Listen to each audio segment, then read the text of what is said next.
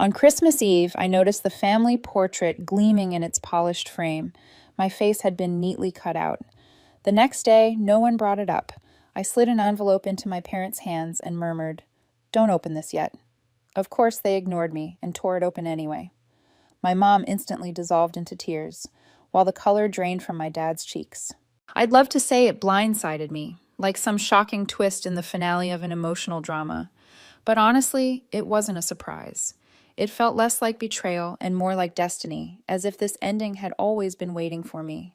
When I stepped into my parents' living room, snow clung to my boots as I scraped them clean on the mat.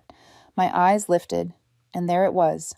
The photo, enlarged, glossy, professionally framed and proudly displayed right above the fireplace, like it was the crown jewel of our family legacy. Everyone else was there. My mom, radiant in her trademark red blazer, smiling like she hadn't spent years dismissing anything that revolved around me. My dad, frozen in that forced grin he usually saves for staged photos and golf course snapshots. And my sister, front and center as always, wearing a beige turtleneck that probably cost more than I make in a month. She struck her classic spontaneous pose, laughing at nothing in particular, perfectly composed, effortlessly charming, most likely tossing out a clever remark about her trust fund. But me? I was nowhere in sight, not even shoved awkwardly at the edge, not lurking in the background, just gone. It wasn't some lazy edit, it was precise, intentional. A clean removal, like they had taken scissors to their history and trimmed me out with care. No jagged lines, no shadow left behind, just erased. I stared at it for maybe 4 or 5 seconds, long enough for the knot in my stomach to tighten, not long enough for anyone to notice, or maybe they did notice and decided not to bother. "Dinner's almost ready," Mom called cheerfully from the kitchen, her voice light and casual, as if nothing were wrong, as if we were some glossy magazine version of a family. The air smelled of rosemary and lemon, drifting from whatever dish she had roasting. Scents that once wrapped me in warmth, back when they carried real comfort, before they turned hollow. I hung my coat on the rack, offered a half-hearted greeting, and stepped into the kitchen. And there was my sister, of course, already stationed with a wineglass in hand, swirling it like she was hosting a holiday feature on pairings. She leaned in for her trademark air kiss, close enough to signal affection, but careful never to touch. "You made it," she said, like I was late to her personal celebration, like this was her house. I didn't answer, just smiled. That tired kind of smile you give after spending nights screaming into a pillow 3 times in 1 month until you decide your voice no longer deserves to be heard. Dinner played out like a rehearsed scene. Dad sliced the roast with exaggerated care, as though hoping for a role in a holiday commercial. Mom praised my sister's glowing skin, twice. No one asked how I'd been. No one inquired where I lived or what I was up to. The only question directed my way was whether I still had that little car, which of course is code for we haven't the faintest idea what's happening in your life and we're hoping you'll offer details so we can pretend we're interested. I didn't take the bait. Instead, I watched my sister open a small box from Mom and Dad, a neatly wrapped gift, a vintage gold watch. "Nothing extravagant," Mom insisted, which would have been funny if the folded receipt hadn't been tucked beneath the tissue paper. And yes, I saw the price. I'd have to work a week and a half to afford it, and that's assuming I skipped groceries. "Oh my God, you guys," my sister beamed. "This is just wow, thought you'd like it," Dad said, grinning, like he just secured a merger. Meanwhile, I got a mug that said somebody's favorite daughter, which I'm sure was meant to be ironic. Or was it hard to say? I excused myself after dessert, said I was tired. Mom offered me the guest room. Not my room, not your old room. Just the guest room, base sheets, dusty bookshelf. One lamp that flickered. If you breathed too close to it, I shut the door behind me, turned on the lamp, which flickered on cue, and sat on the edge of the bed. That's when I pulled out the envelope. It had been sitting in my bag the whole time. Thick ivory paper, embossed seal.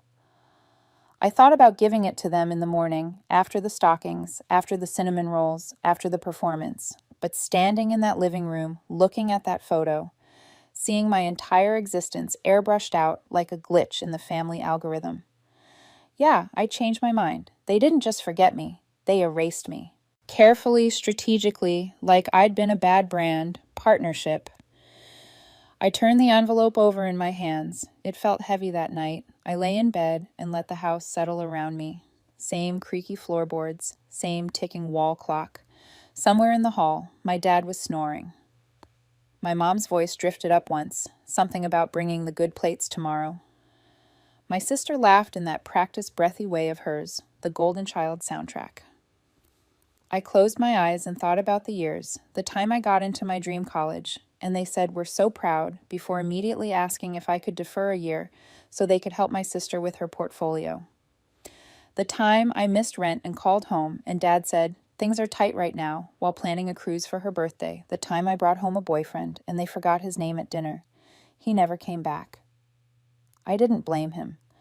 I was tired of telling myself I was just sensitive, tired of pretending I misunderstood that night, lying in a bed that was supposed to feel familiar but didn't. I stopped making excuses tomorrow. I would give them the envelope. I wouldn't yell. I wouldn't cry. I wouldn't even raise my voice. I'd just smile, say Merry Christmas, and watch the truth. Do what years of silence never could. I woke up to the smell of coffee and cinnamon rolls and the faint sound of my sister's voice, saying something about luggage, weight limits, and how stressful travel is. Honestly, the irony, of course, being that she wasn't the one paying for her travel or her luggage or the suitcase or the shoes inside the suitcase that cost more than my monthly rent. But yes, devastating stuff. Cue the sigh and pout. Stayed in the guest room a little longer than necessary, not because I was still tired, but because I wasn't in the mood to walk back into the sitcom set that was my family's idea of Christmas. I could already imagine the fake laughter, the overcooked optimism, and someone, probably my mom, saying something like, "Isn't it nice having everyone together as if everyone included me, as if I hadn't spent the last decade as the human equivalent of a blurry background character in every family memory?" When I finally wandered into the kitchen, my mother was plating scrambled eggs like she was auditioning for a brunch spread in a lifestyle magazine. My dad sat at the table scrolling through his phone. My sister was barefoot, sipping almond milk from a wine glass. "Good morning," my mom said, not looking up. "Hope you slept okay in the guest room."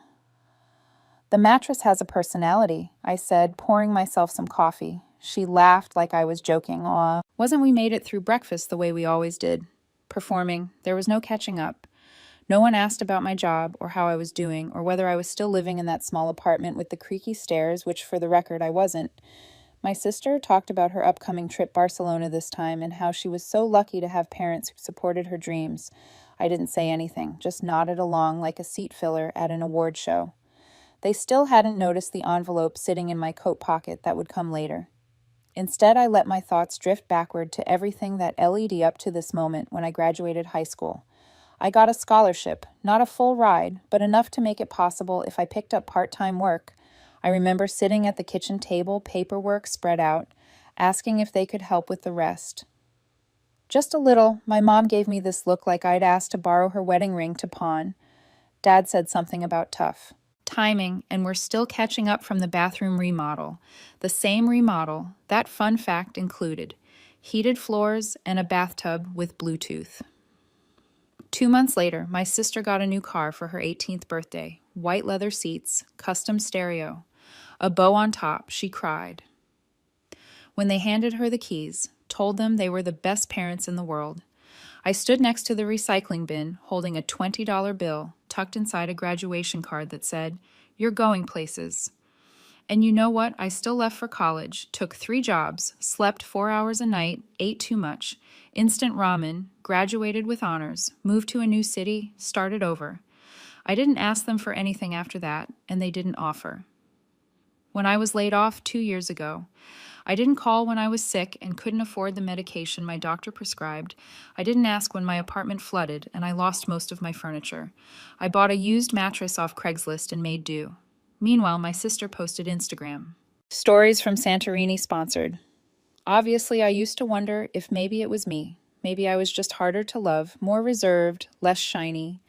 Maybe I should have joined a sorority. Smiled more worn, more beige. Maybe if I'd played piano instead of working shifts at a diner, they would have noticed me. Maybe if I hadn't made things so easy, always independent, always fine, they would have realized I needed help too. But then I remembered my 8th birthday. I had invited 6 kids over, baked cupcakes myself. Mom forgot to pick up the pizza, so we ate cheese slices on saltines. My sister had a dance recital the next day, so the whole thing ended early. They told me we'll make it up to you next year. They never did. Or the time I won a state science competition, my school called home to tell them they sent back a text. Nice job, smiley face. That was it. No dinner, no framed certificate, no mention of it ever again. My sister landed a minor role in a shampoo commercial, and they threw her a party with balloons and a custom cake that said Future Star. So no, it wasn't me. It was never me. The shift came earlier this year. I hadn't gone looking for anything that day. Not really. I was at the local records office for something entirely mundane, just a proof of address I needed for a job application. Routine forms, government red tape, nothing more. But while flipping through the paperwork, something unexpected caught my eye. A file with my name on it, connected to a property I had never heard of. At first, I dismissed it as a mistake. Probably just another person with the same name, but curiosity crept in, the kind that never really lets go.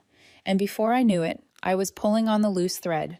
A few small requests here, some online searches there, emails crafted carefully to avoid suspicion.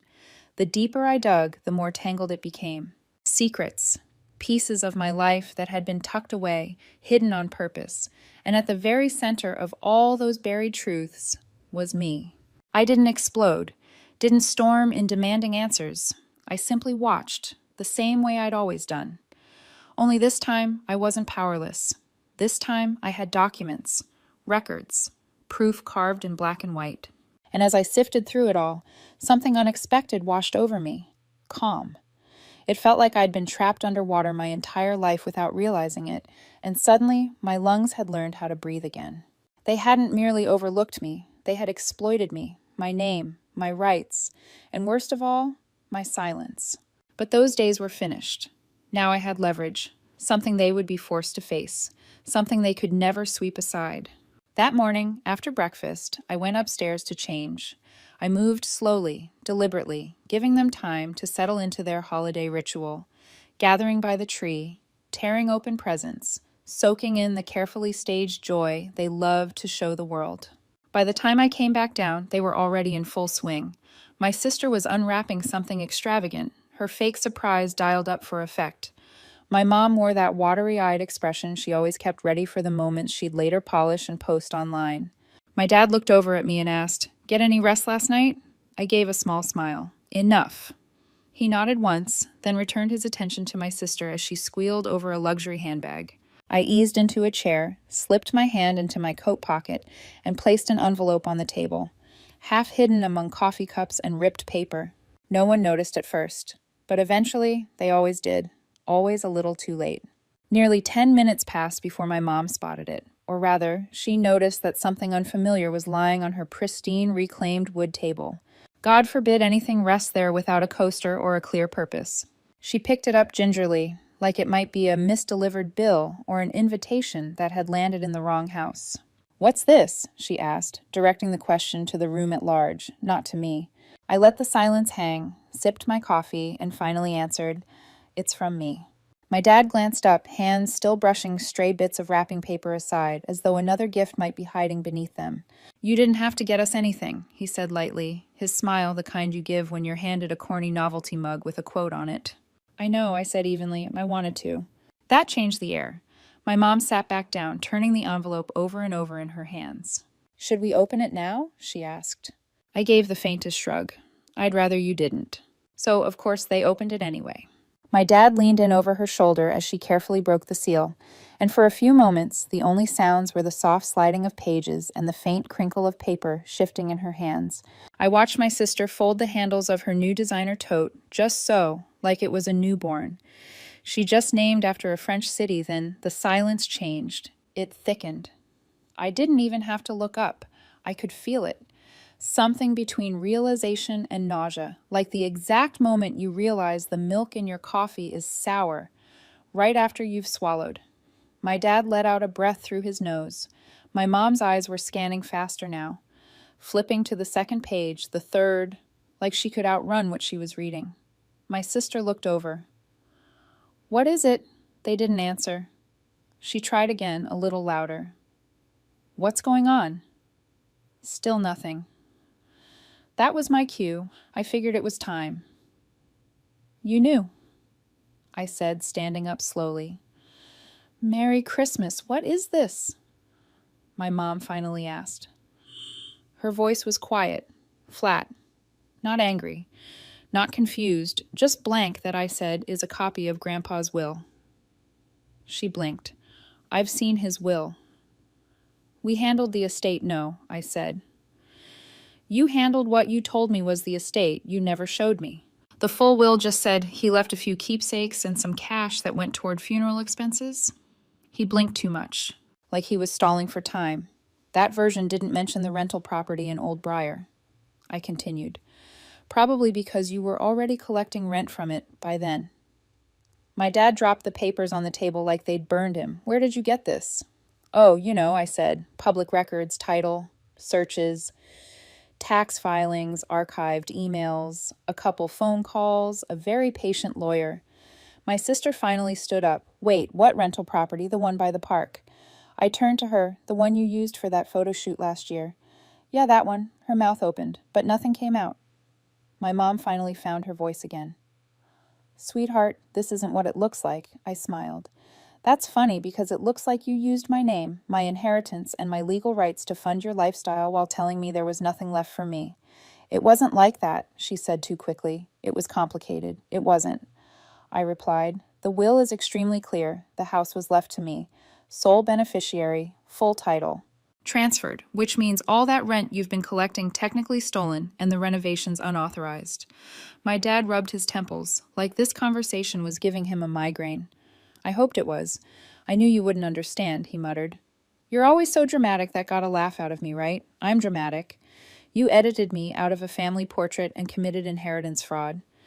But sure, let's blame my tone." My sister looked genuinely confused now, like someone had pulled the rug out from under her and she still hadn't hit the floor.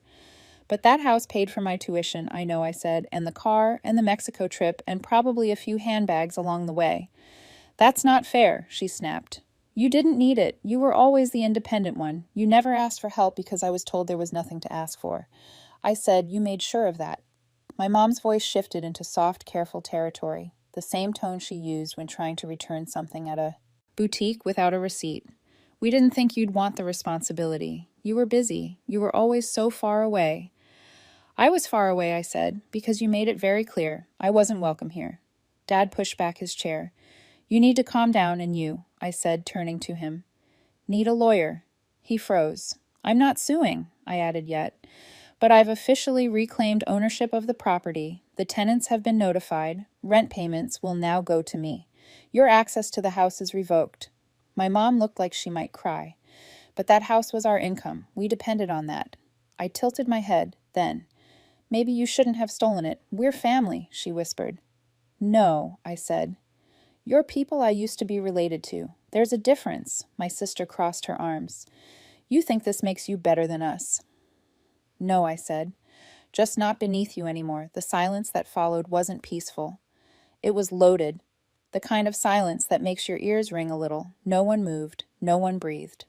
My dad stared at the envelope like it might explode. My mom's face had gone slack. My sister looked like she couldn't process that the spotlight wasn't on her. Awake. I picked up my coat. "Wait," my mom said, standing.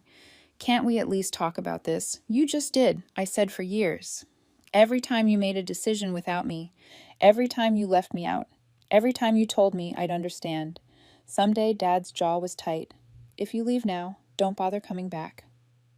I paused at the door, turned to look at them one last time. "I think that's the first thing we've agreed on," and then I left. The air outside was sharp cold but clean. It hit my lungs like a reminder that I was still here, still standing still. Real. I slid behind the wheel of my car, let the engine hum to life, and drove. I didn't cry, I didn't smile, I just breathed, because sometimes the most powerful thing you can say is nothing at all, and sometimes the loudest scream is walking away. 3 weeks passed before the first message came through. It was from my mom, short, polite, polished, like she'd rewritten it 5 times and still wasn't sure it would land. His sweetheart, we've been talking, and we think there's been a misunderstanding. Can we chat sometime this week? Hope you're well. Love you. No punctuation at the end, just love you. Hanging there awkwardly like a coat on the wrong hook. I didn't respond 2 days later. Another one, please don't let this one thing ruin everything. Your sister is very upset. Dad's trying to stay calm, but you know how he gets when he feels blindsided. Oh yes, when he feels blindsided. Not when he commits fraud, not when he lies to his daughter for years. No, feels blindsided. Poor guy. So I said nothing. Then came a voicemail from my dad. I didn't listen to it. I just stared at the notification and deleted it the last time he called me kiddo. It was when I offered to help him set up his retirement account, and he said, "Let's leave the money stuff to people who understand it, right?" Like him, then came the email from my sister. You really think this makes you the winner? Fine, take the house, but don't come crying back when you realize money doesn't buy family. Followed by another message a day later, Mom and Dad are really stressed. They're talking about selling the condo. That's what you wanted. Congrats, that one. I read twice. Not because I felt bad, but because I wanted to make sure I understood just how much the loss of my property was unraveling. The family finances, turns out the house had been the backbone of everything. Rent from 3 units covered their mortgage, their vacations, a chunk of my sister's education, and apparently even some cosmetic work. My mom swore it was just really good skincare. When I took it back, the whole machine sputtered. And I hadn't even started asking for back rent, not yet by spring. I started hearing whispers through mutual acquaintances a neighbor mentioned. My parents were trying to refinance their condo. Another said my dad had taken up consulting, which I knew meant cold calling. Old clients, and hoping one of them still owed him a favor. My mom picked up weekend shifts at a boutique downtown, the kind of place where she used to shop. Now she rang up yoga pants for influencers and probably told herself it was temporary. My sister back living at home, the apartment in the city was too expensive, the clients dried up. Her art collective had disbanded or imploded, it was hard to tell which, and frankly, I didn't care. The GoFundMe she launched for a new creative chapter raised a grand total of $83. 2 of those dollars were from my ex-boyfriend. I don't know why that detail made me laugh, but it did. Meanwhile, I fixed up the house, my house. It was dusty at first, a little unloved, but solid. I hired a contractor to touch up the paint, replace the old windows. I cleared out the furniture my parents had stored there, and donated most of it, kept 1 chair, a navy blue armchair that I vaguely remembered from my childhood, the only piece that didn't feel like it came with strings attached. The tenants were kind. One of them left me a thank you note after I lowered their rent by $50, said I was the first landlord who treated them like a human being. That meant more to me than any of my parents' recycled apologies ever could. It's funny, the things you start to notice when the noise dies down, the silence once heavy and personal becomes peaceful like space, you finally get to stretch into. I stopped checking my phone every hour, stopped waiting for the next guilt-laced message. I began sleeping through the night. Then one afternoon, I discovered a letter in my mailbox. Not a text, not an email, a real letter addressed in my mom's handwriting. I held the envelope in my hands for a long while before opening it. Not because I thought it contained anything sincere, but because I wanted to remember that moment. The paper still carried traces of her perfume. Inside were 2 carefully written pages, filled with lines like, "We didn't know. It wasn't intentional. We only wanted what was best for everyone." My personal favorite read, "You've always been so strong. We never realized you might need us." That's what people say when your silence serves them, when your distance makes their lives easier, and they're searching for an excuse for why they never once asked why you kept pulling away. She ended with, "We hope someday you'll come back home. Maybe we can begin again. Maybe we can still be a family." Not a single mention of repayment. No recognition of the stolen money, the lies, or the fact that I'd literally been cut out of the family portrait, like someone erased from memory, an ex no one dares to mention. I placed the letter into a drawer. Didn't answer it, didn't destroy it either. That was the last time she reached out to me directly. 3 years later, I bumped into an old neighbor at a bookstore. She asked if I was still taking care of the property. I smiled. Yes, still am. She hesitated for a moment, then said, I heard your parents went through some rough times. I stayed quiet. She gave a small nod before adding, Well, you look happy, and that's what matters. And she was right. I was happy. I am happy. I still live in that house, not because I have to, not out of spite, but simply because it gives me peace. It belongs to me. Now I wake to birdsong and soft sunlight instead of heavy footsteps in the hallway and sharp remarks about how I never call. I rebuilt the garden out back, repainted the front steps, lined the windowsills with plants, the kind that flourish with light and little else. On my mantel sits a photograph, me, standing proudly in front of the house, keys in my hand. No one else in the frame, only me. It's my favorite picture, because for once, nothing needed to be cut out. I still hear from them every so often. A message forwarded through someone else, a cousin's quick note, a Christmas card that read simply, Thinking of you. Hope you're well. No return address. I never reply. And strangely, I'm no longer angry. I'm not holding out for justice or closure or even an apology, because I already have what they never could give me. My name etched onto something lasting, a place that is mine, a life I own. There was a time I truly believed that if I worked hard enough, if I just earned it, maybe they would finally love me the way they loved her. But love, real love, isn't something you fight to earn. It's given freely. What they offered was conditional. What I've given myself is everything they withheld. So no, I don't miss them. I don't replay old arguments. I don't daydream about grand reunions or perfect apologies that magically rewrite the past, because I've already rewritten it. The life I hold now didn't come gift-wrapped with approval. It came from doing the hardest thing of all, walking away. And that, as it turns out, was the only gift I ever truly needed.